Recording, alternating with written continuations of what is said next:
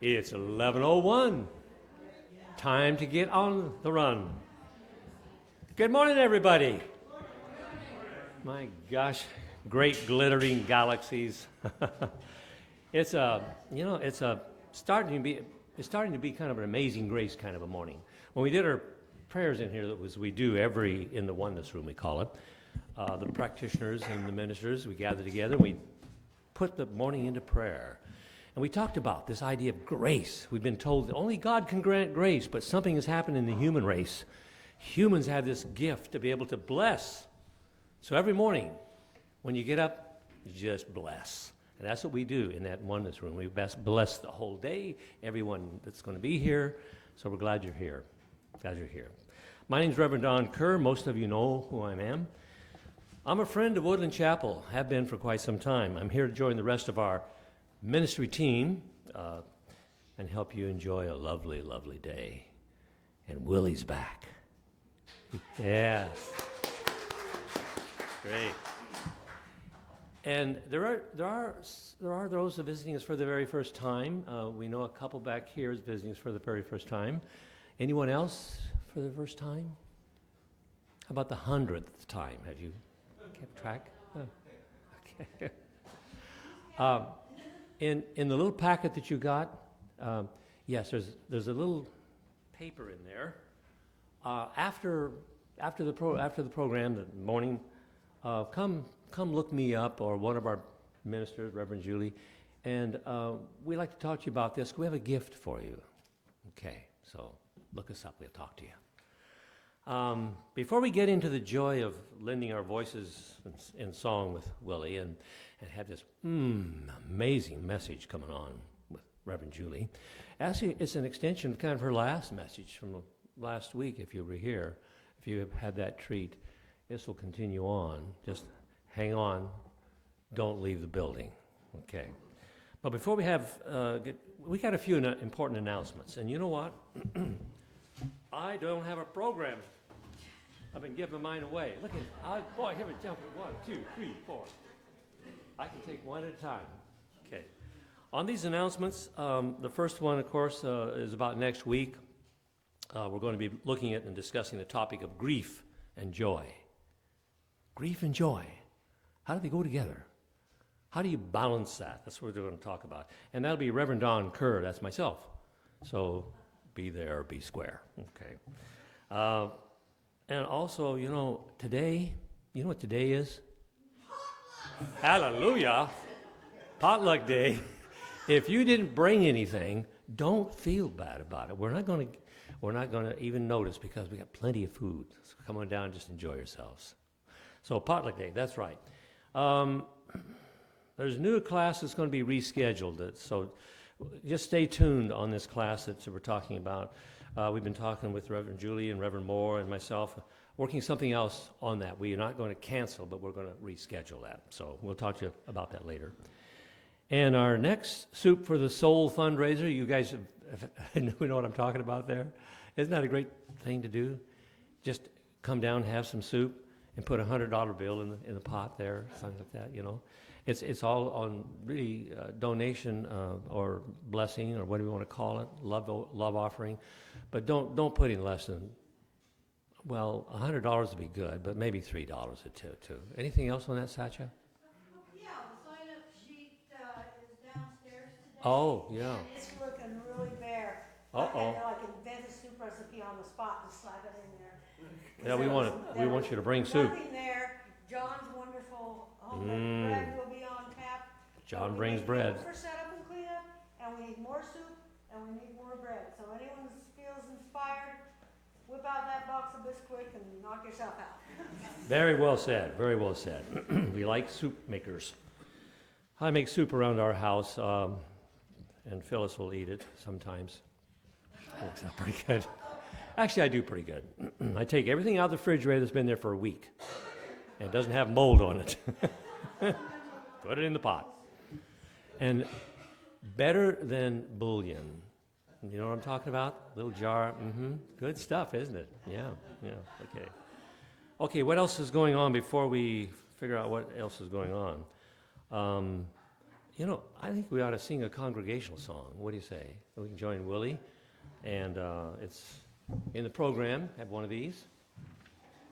And you know, it's nice to stand up and just feel the morning surging through your bones. This is a song you don't know yet. And it has just a very short chorus, and I'll sing it, and then you can jump right in. And the title is Brand New Fingernail Moon. My son, who's now grown and in his 40s, and he and his wife have 2 daughters, my grand monkeys. When he was little, he looked up at the thin sliver of the moon and said, "Dad, that looks like a fingernail moon." And I was writing a lot of songs for children at that time, writing a lot of lullabies right now. We'll be singing one in a little bit later. I will, to you. So I said, "Bowden, could I steal that from you and make that into a song? I think I have an idea." He said, "Sure, Pop, that'd be just fine." So here's Brand New Fingernail Moon. I'll sing it. I'll sing the chorus, and then we'll do it together, and then we'll get into the song. Brand new fingernail moon, making a wish and singing a tune, making a wish on a brand new moon, brand new fingernail moon. Pretty cinchy, right? Let's do that together. Brand new fingernail moon, making a wish and singing a tune, making a wish on a brand new moon, brand new fingernail moon. Well, maybe I'll wish for a special day. Sun's gonna shine and my friends will play. Everyone all around the world can say, this was a wonderful day. Once again now, brand new fingernail moon, making a wish and singing a tune, making a wish on a brand new moon, brand new fingernail moon. Well, what will you wish for? Could it be a friendly world for you and me? Everyone all around the world can see we're all in a family. Once again now, brand new fingernail moon, making a wish and singing a tune, making a wish on a brand new moon, brand new fingernail moon. Oh, fingernail moon, what do you see when you look down here at me? Does the earth have a face like you? If it does, can we make a smile shine through? Well, I'm gonna wish for a special day. Sun's gonna shine and my friends will play. Everyone all around the world can say, this was a wonderful day. And the moon can see us happy, and the moon can see us friendly, and the moon can see us loving, and the earth can wear a smile. Brand new fingernail moon, making a wish and singing a tune, making a wish on a brand new moon, brand new fingernail moon. Beautiful singing. Thank you. Yeah.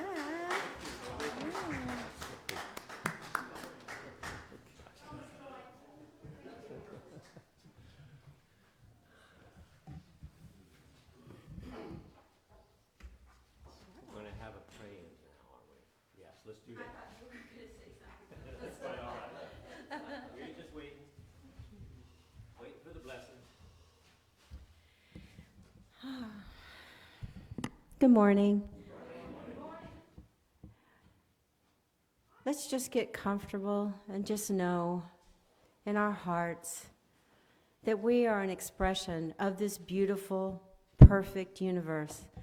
That everything that is unfolding is, in essence, who we are. It's our thoughts, it's our words, it's our feelings that we are projecting out into the world. And knowing this, we see ourselves evolving into people that are very aware of what we are and who we are and the essence of what our Creator is. And I know that as we go forward today, we recognize that by changing our thoughts, changing our lives, by changing our words, we also change our lives. By changing who we are and recognizing that this is just the human expression of the spiritual essence that is us, that we are God in action. And so as we go forward today, I have so much gratitude in my heart for all the living creatures of this planet, for each and every person present today. And I know that we are expressing God in every moment, that our being is just radiating out this beautiful essence of God, this love, the kindness, the compassion, all the things that God is. And so I just release this word into the law, knowing that everything is unfolding just as it should, and that we are living the life that is God in action. So please join me now in saying, and so it is. So our affirmation for the day, please join me. My gift of self-care ripples out into my world. The more I treat myself with loving kindness, the more love and kindness I can share with you and you and you. And so it is. Thank you, Cheryl. And now we have a special reading. It's time. We have John Eels, and he has a special one this morning.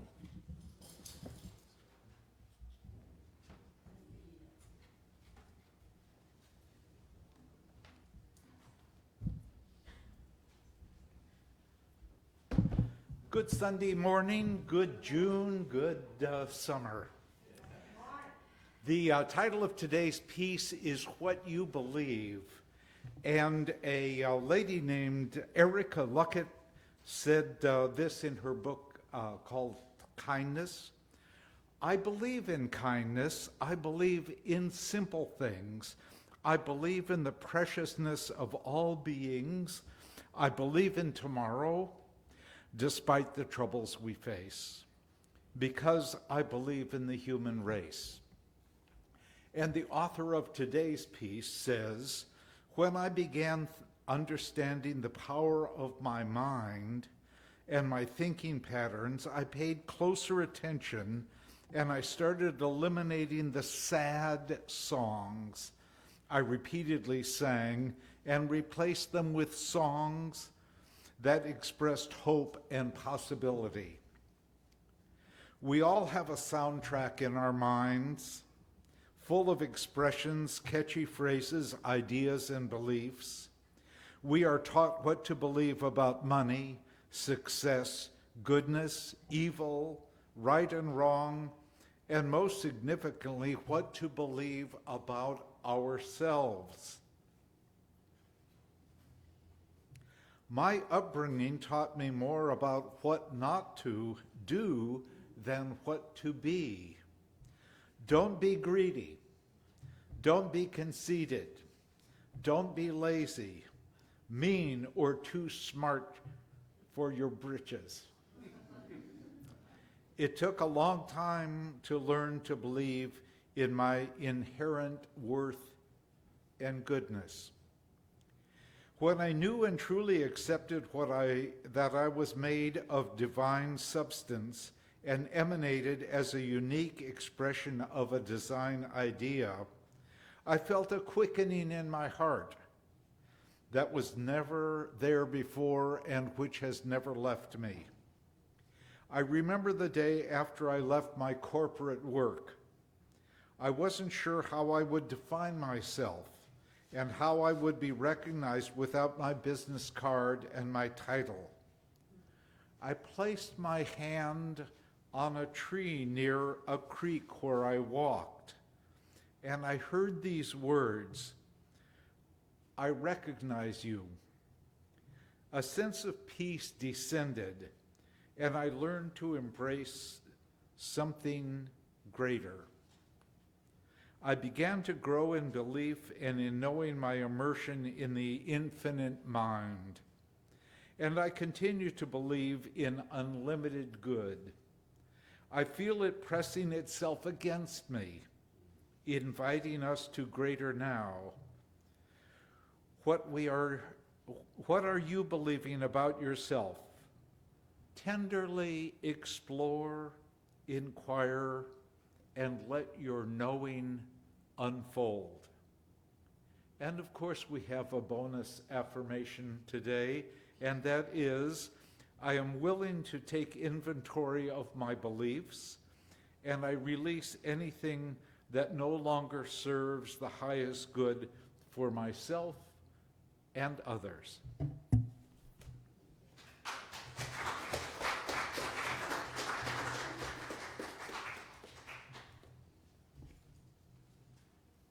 Ready for some more music? Yes.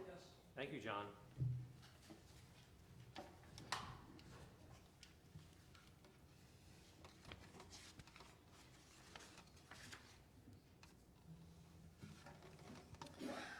The name of this song, this lullaby, is Two Hearts. And I've heard it said that one of the finest examples of divine love, of God's love, whatever name she likes, I don't care, but it is shown to us by a mother's love to the mother's child. And I've seen that over and over. So, Two Hearts for you.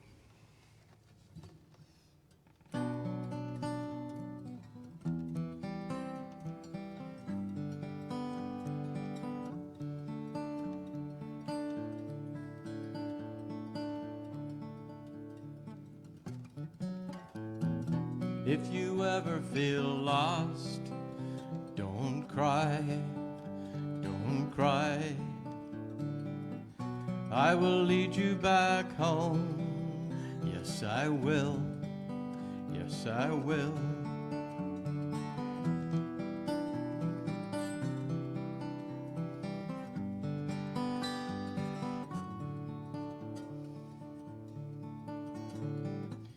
If you ever feel sad and you cry, I will dry up your tears.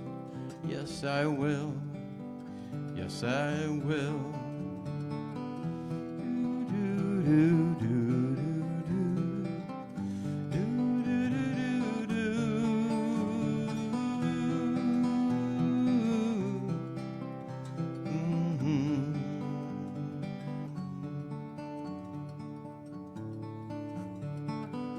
One love with two hearts are always beating, always. One love with two hearts, I'll forever be with you. If you're ever afraid, don't cry, don't cry. I will show you the way. Yes, I will. Yes, I will.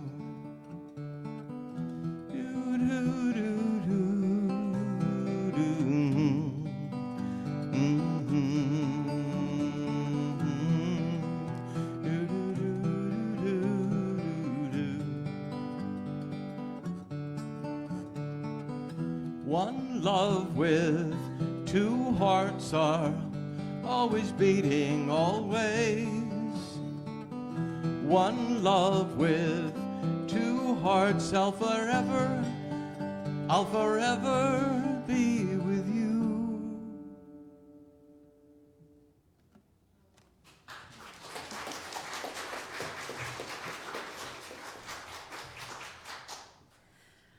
Oh, thank you, William. Thank you.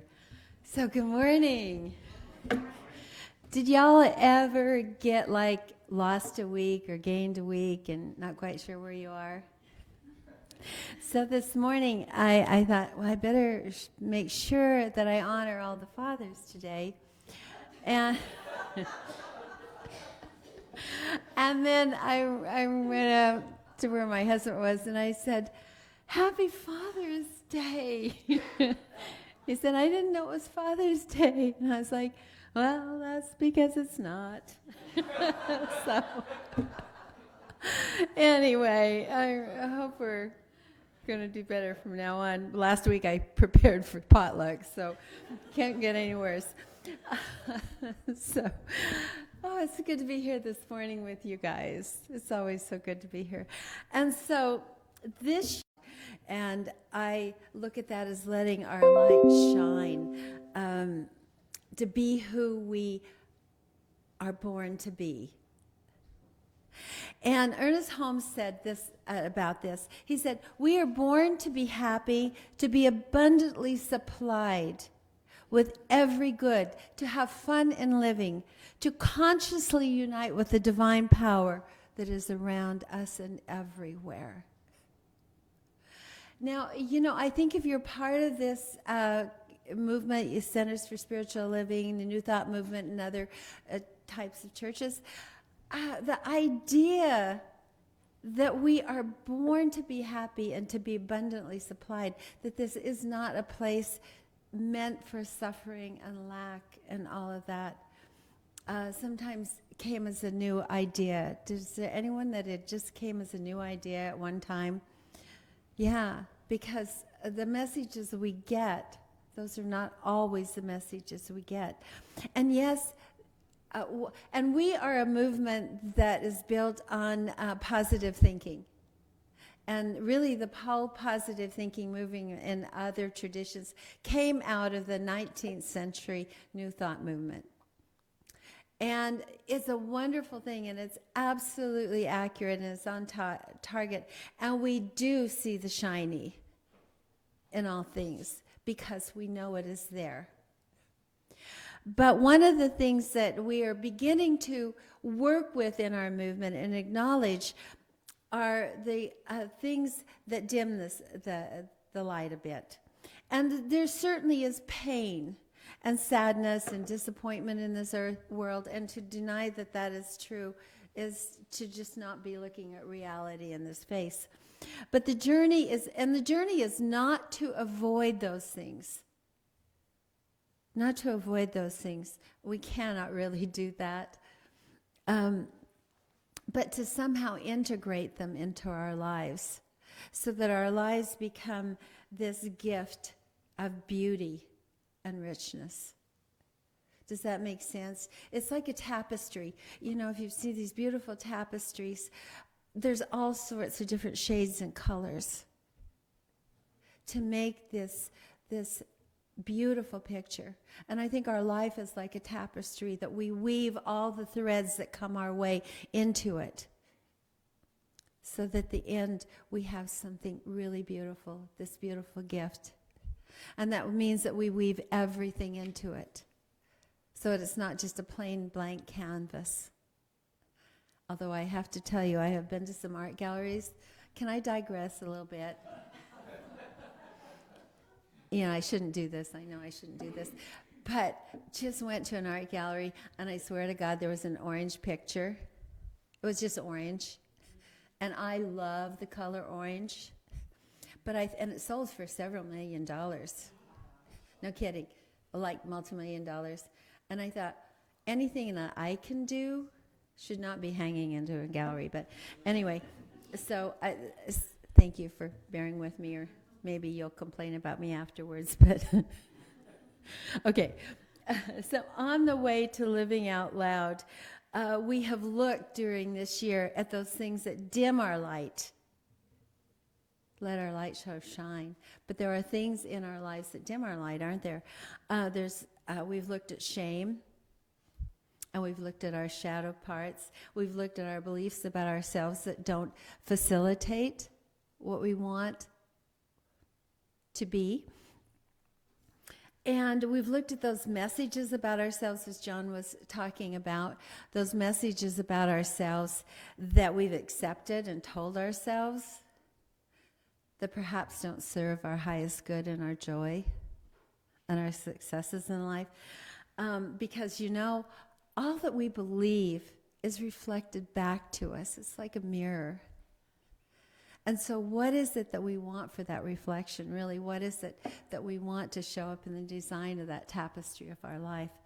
So Thomas More is a psychotherapist, and he wrote one of my favorite books called Care of the Soul, and you know I've talked about it before and probably will again. But he had this to say.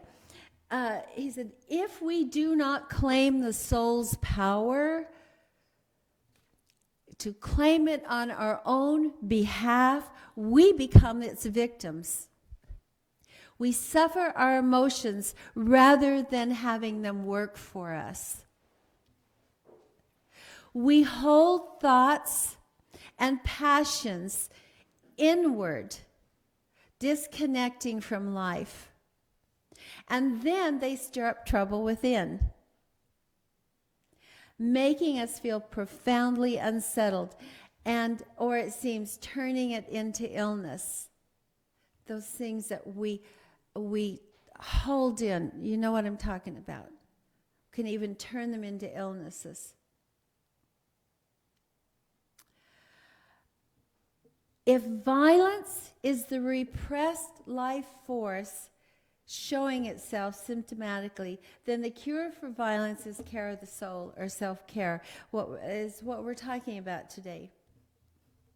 It was interesting driving in this morning and from where we live in Happy Valley, and we were talking about all sorts of things, but Paul had gone to a reunion in Ireland. They're a very clannish type of folk, and they have this every 5 years, a worldwide reunion in Ireland. That's because the Irish, I guess, went everywhere, and so they have this worldwide reunion every 5 years in Ireland. So he and his sister and lots of relatives from this area in Seattle and Oregon and California went to this reunion that particular year. And so we were talking about it, and one of his cousins, he was telling me one of his cousins said to, oh my God, he was the cutest of my cousins. I'm embarrassing him, but that's okay, he's in the front row. He's one of the cutest of cousins, my favorite. And his sister said, well, don't be saying that because you're going to give him a big head. And I said, well, she was joking. He said, no, actually, wasn't joking. Because do you remember, any of you old enough to remember that you were not supposed to tell children things that would make them vain? Yeah. So, you know, it's not that we even get messages. Sometimes we don't get messages about how wonderful we are. And that's our job here. To remind us of our own divinity, to remind us of how wonderful we are, to remind us we are connected to the source of all life, that which created this entire universe. Think about that. It birthed us into being. Not because it didn't like us, but because out of the heart of its own soul and that creative essence that is so beyond our ability to understand, I said, it is good, and we call it good. And so we're here to be reminded, because sometimes we don't get reminded. Or we think we fall short. But we are the expression of that life. You see, going into the scientific point of view, which we're not going to do here, because there might be a scientist out there and I might hear about it. But there is a force and an energy field throughout this universe. We don't understand it with our finite minds, but there's a part of us that gets it. If we look deeply within ourselves, there's a part of us that gets it. And if we let go of the messages and just be within, we can experience that light. That, you know, there is a light within us, literally, an energy field, measurable. That when we let go of all that we have covered it up with, it can so shine so brightly in our life. It's so cool, you guys, when we really get this. So from our center of the spiritual living, we are reminded At the core of every neurosis, which accounts for a large percentage of the wrong-minded relationships, there are generally 4 fundamental propositions that must be taken into account. First, a sense of rejection, not being wanted, needed, and loved. 2, a sense of guilt. And we talked about that a couple weeks ago, and I think that is so at the bottom of so much. And let it go. Third, a sense of insecurity and uncertainty. And fourth, a sense of anxiety. People, we can't go back over our lives and redo them. We just can't do that. But we can rethink our experiences. And how many of you have done that and said, what I thought that meant, did it mean that? Did it really mean that? And from a higher place, can I see that from a different perspective? Can we readjust our minds, so to speak? And the one who does this best is the one who has this deep spiritual conviction. Because when we begin to see it from the eyes of the divine, okay, that we really get in tune with that. And that's what we're about here, getting that we're one with that. And if we're one with that, can we see ourselves from the eyes of the divine, the infinite? And I'm not talking about that God that someone made up that's going to judge and condemn us. Now, I get where that came from. Some days I really want that to be true when I'm really mad about some crime on the TV, Oh, there should be a really good judgment there. But that's a human creation. And I get how we create this. We try to make sense of the world, don't we?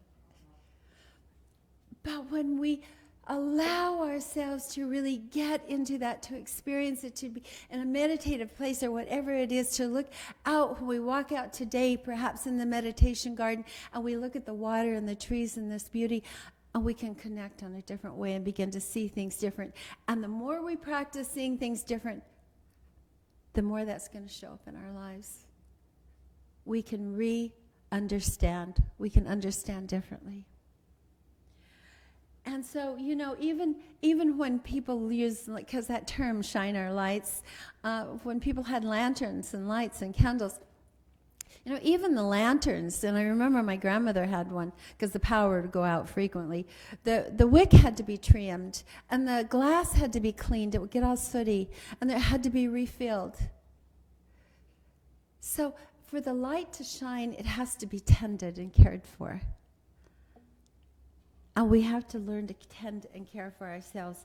It's a good thing. And oh my God, I don't know if I thought this up or it's something I heard somewhere, but I love it. Our evolution, and we talk about evolving as a culture. We, 2 steps forward, 1 back, that type of thing, but we are evolving. And personal evolution. Our evolution depends on our commitment to self-care. To live our life to the fullest, self-care must be embraced in daily practice to help us remember who we are, that we're precious. I like that saying that our body temple, that we're literally a temple of spirit. To know who we are, we must be aware of the unlimited possibilities that can be unlocked when you harness the potential of your real beingness. Think of that lantern again. I want to do this as a metaphor. When it gets all sooty and we're not caring for it, it's a dim light. We tend and care for it, we polish it, we clean it, and the light is really bright. You see what I mean? We care for ourselves literally like that metaphor. And our light has a way of being able to shine brighter and to unlock the harnessed potential in all of us. And I worked many years with a lot of youth groups. And so I could see in those kids the ones that had confidence and believed in themselves, and because I could stand back and look at them, and I remember one particular little girl, she was so pretty and so cute, and she was really smart. But through her life experience, she had zero self-esteem. And so while, we did a lot of 4-H groups and all that, and while they would be doing their projects and things, she wouldn't even try because she didn't think she could. I mean, it was heartbreaking. And it had nothing to do with her ability. And I really could see how that works in kids' lives and how we would continue on that path. Nothing to do. So as we care for that and release it, there's this possibilities within us that are amazing. And brings out and how much we care for ourselves is going to show up in how we eat and how we exercise and how we sleep and how we make time for ourselves and don't look at me like there. My husband always sits in the front row, and when I said something that I need to pay attention to, I get this look. And so anyway, it is. Those are good ideas. To find moments of joy and ways that we can love ourselves. And we were watching the 6 o'clock news on CBS the other night. And I got captivated by this story about this lady called Dottie of Fideli. I don't know if you guys watched that news or anything. Anyway, so Fideli had been divorced for decades, and I think she was 76. And she'd been living a life, she'd been the life of the party, all of her friends were saying on the news thing. Her whole life she wore costumes, and the goal was to make other people smile and to be happy, and she was very loving and always around her friends in a good mood. And just vivacious and confident, but she said under the bubbly exterior there was something deeper going on for her, an insecurity. And she said she always had this vision of herself as being a dummy because she couldn't read. And so she said, I'd have to stay out of serious conversations because I didn't always understand. And so she said the frustration became too much, and she decided to teach herself to read. So at 75, she took on this project. And so every night she would practice reading for 2 hours until she could read. She had conquered her illiteracy. And with that victory, she began to see herself, she said this, the way the rest of the world did. It wasn't interesting? See herself the way the rest of the world saw her. They saw her truth. They didn't maybe see the whole depth of her, but they saw the truth about her. And she said it was this reading that helped her love herself again. A love like she had never known, a real love of herself. And so then she decides she's getting married. So the camera shifts to her wedding, and she's coming out, this beautiful white wedding gown with a veil on, and she actually has a walker too, so she's got that kind of dressed up. And so last month, Ms. Fideli tied the knot with herself in a sweet ceremony with all of her friends and family at the O'Bannon Terrace retirement home in Ohio where she lives. And she said, she meant it in a serious reminder that before one can share love, you first have to find it within yourself. And the host, asked, well, then was she going to really, have a relationship and get married? And she says, oh, absolutely not. She'd found her.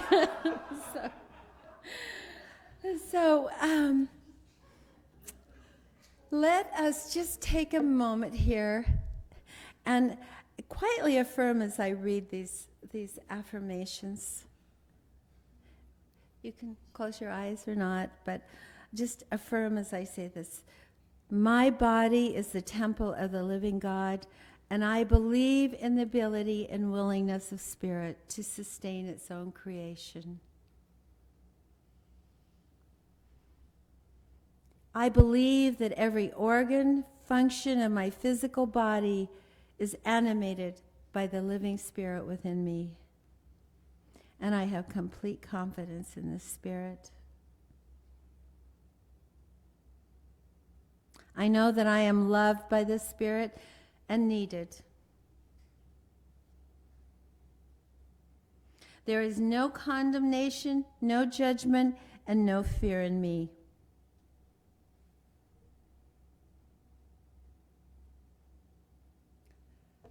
I feel that I belong to the world in which I live, and I love people, and I am loved by them.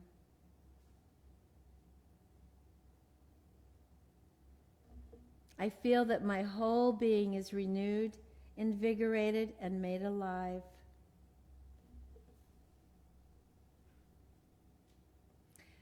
There is complete stillness and perfect peace at the center of my being, and I wait on that presence which makes all things perfect. And so, say after me this affirmation. I mindfully fill my cup up with the love of who I am. Let's say that together.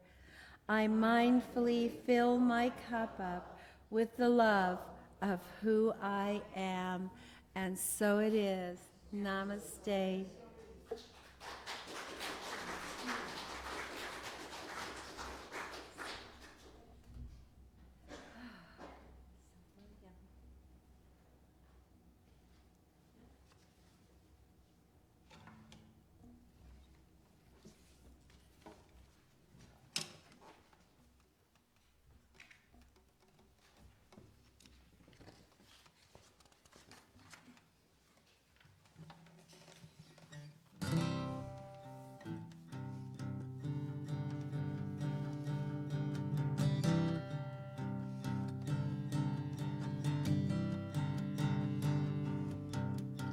God be with you till we meet again.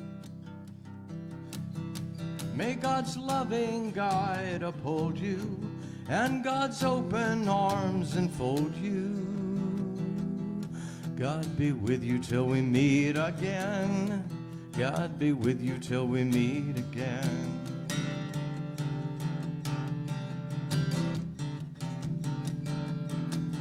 God be with you till we meet again. When life's perils still confound you, let God's loving heart surround you. God be with you till we meet again. God be with you till we meet again.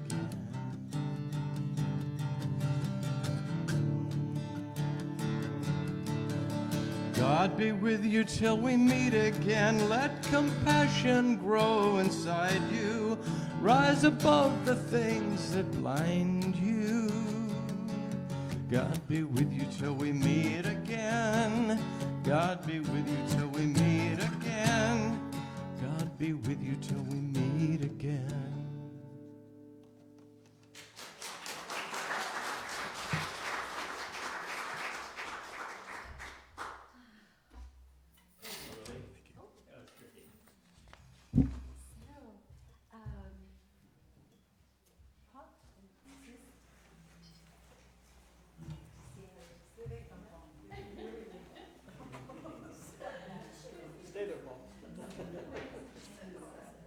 So we like to call this our special time, don't we not? It is all special time. God be with you till we meet again. We've already met God, we're here again. Okay, in the program, there is a affirmation, and it starts out divine love, and it talks about us and our relationship with what we're about to do.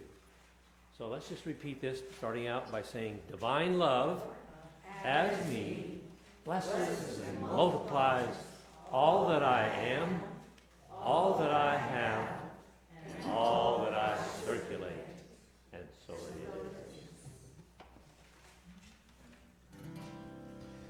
I am so blessed. I am so blessed. I am so grateful for all that I have. I am so blessed. I am so blessed. I am so grateful.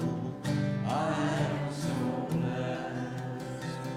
I am so blessed. I am so blessed. I am so grateful for all that I have. I am so blessed. I am so blessed. I am so grateful. I am so blessed.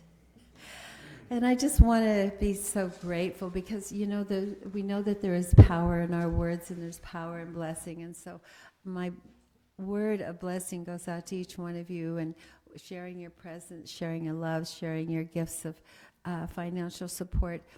And what I know when we say that affirmation is what we give out in life comes back to us. There is no lack or limitation, only the lack and limitation that we see. And I bless and claim abundance for everyone here, knowing that all that God is, we are. And so it is, and thank you ever so much. And so, in your bulletins, our prayer protection. Let's stand and say that with conviction, because, you know, sometimes we just repeat words and really think about what we're saying. The light of God surrounds us. The love of God enfolds us. The power of God protects us. The presence of God watches over us. Wherever we are, God is, and all is well. And let us know peace.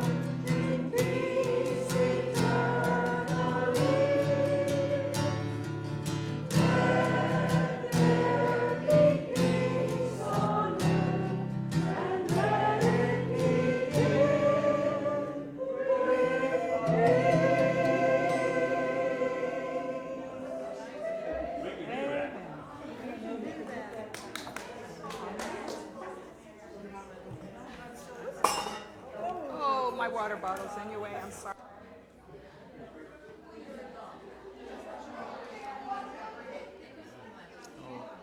Oh, thank you. My heroes.